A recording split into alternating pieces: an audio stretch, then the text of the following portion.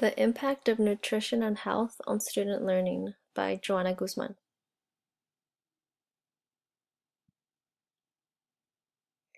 When exploring how nutrition and health impact student learning, we find that food insecurity currently affects 11% of U.S. households.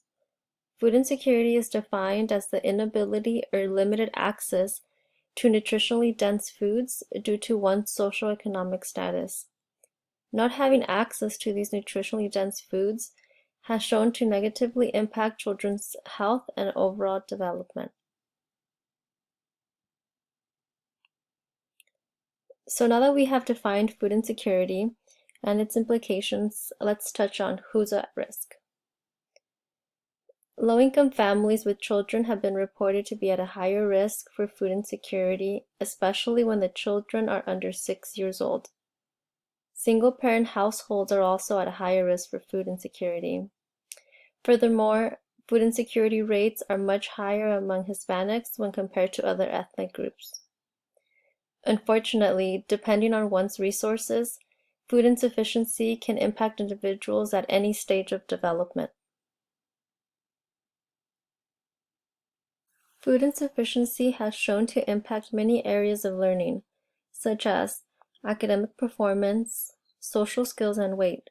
For children 6 to 12 years old, food insecurity has been associated with anxiety, aggression, lower math performance, grade repetition, and a difficult time building relationship with peers.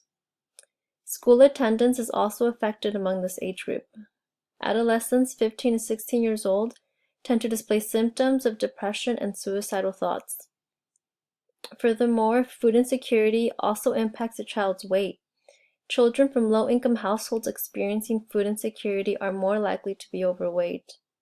Some suggest that households with food insufficiency have limited access to nutrient-dense foods, thus rely on cheaper and healthier foods.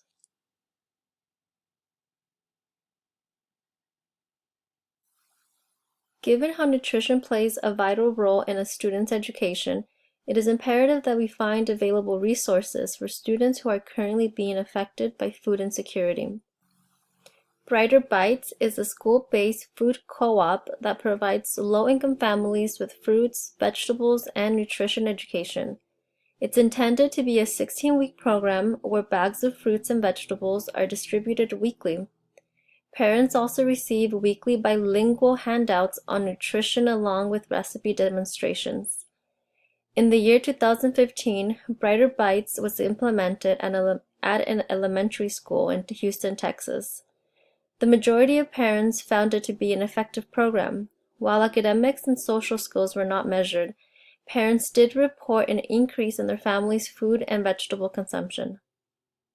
If interested in bringing Brighter Bites to your local school, you can fill out an application on the link below. Brighter Bites is currently only serving Head Start and elementary schools.